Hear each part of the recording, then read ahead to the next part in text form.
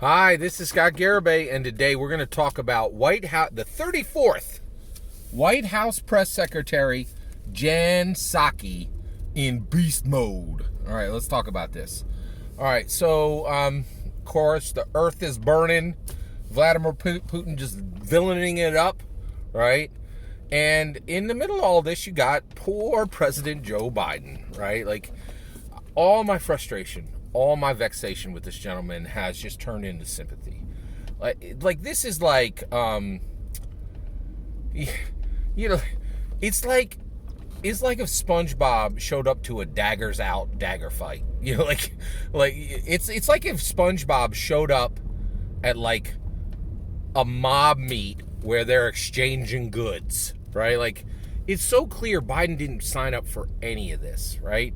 He thought he was going to have a normal presidency. You know what showed up on Joe Biden's presidency? Plague and Putin. Plague and Putin. Right? It's like SpongeBob showed up at a mafia event, and in the middle of it, it was like, what's happening here? Oh my gosh, right? And it's just so clear he's so outrageously out of his depth and not prepared for any of it. Right, and just like, where are my where are my index cards? What's happening? I feel he's my president, right? I feel incredible amount of sympathy for him, right? And honestly, for a long time, I thought absolutely nothing connected to this poor guy is good. Nothing. Fauci, the million other, incredibly ineffective, unhelpful people and things and elements just swirling around him in his orbit, right? Until I saw White House President Jen Psaki do a full press conference. I never seen her do, and honestly, I just started listening to her about 2 weeks ago, right? I skipped her. I kept hearing her name, and everybody's like, Jen Psaki, right? Her name is Jen, and her last name is Psaki, Psaki, right? Please tell me if I'm not saying that right. I think I am. And so Jen Psaki, it's her job to answer the questions of the reporters in the White House pool, right? And essentially run point. She's a blocker for the president. That's what the press secretary is an incredibly difficult job. I mean, hard, right? You got to be on point. You got to be fast. You got to be smart, right? And boy, is Jen Psaki fast, smart, funny, right? And a contender. Like, she throws jabs, right? And so what I want to talk about right now is seeing her in her absolute beast mode, right? So this chick is fire. She is so good at what she does, right? And it's important right now because there are a lot of questions, right? And so you need somebody there for the president to run point and kind of do the blocking he needs. It's like, this is crazy. I've never seen anything like this. So this is a hard time to have this job, right? And Jen Psaki is just throwing it down, right? So let me give you this example. All right, so some nonsense reporter, his name is Peter, and he's in the press pool. He was asking her a lot of questions about U.S. domestic oil production in the United States of America on March 7th, right? So this is when this happened, right? So he asks her a question, and she starts to talk, right? And then he interrupts her, right? And she said, he interrupts her, right? And, this is a woman speaking, shut your mouth, right? Wait until she's done, right? But he doesn't do that. He interrupts her. And this is her response back, right?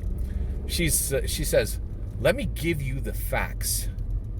I know they are inconvenient, but they are important in this moment. I will tell you right now, right?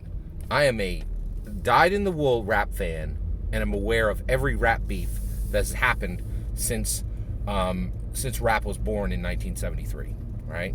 The greatest of all rap beefs with Biggie and Tupac.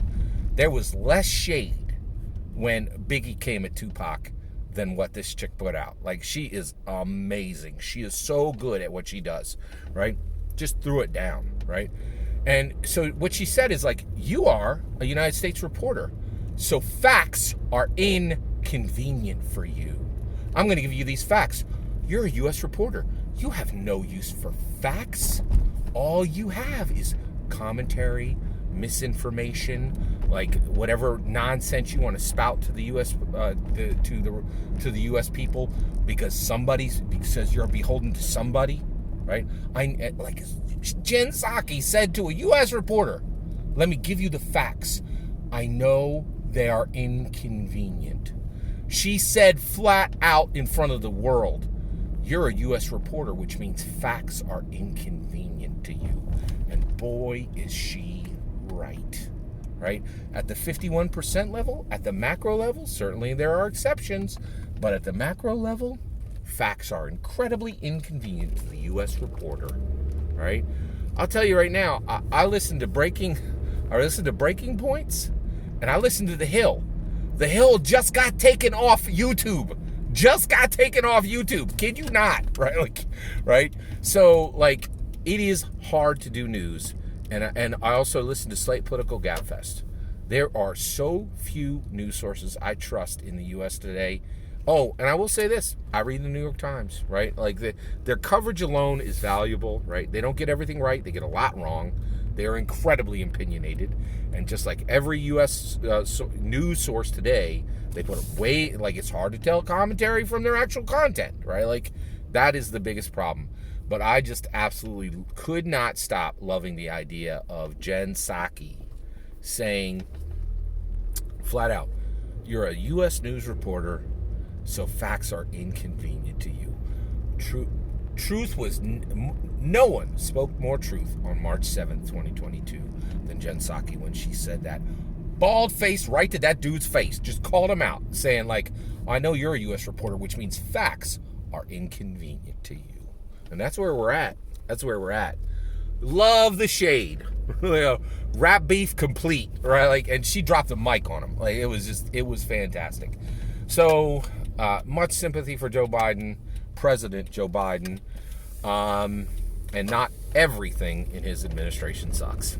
All right. She is doing an incredible job. And I hope she gets picked for bigger stuff in the future. I think she's really on point, super intelligent, and I love the shade she throws. Absolutely. What are your thoughts on Jen Psaki? I'd love to hear it. Let me know in the comments below. Please consider liking and subscribing, and have a wonderful millennium.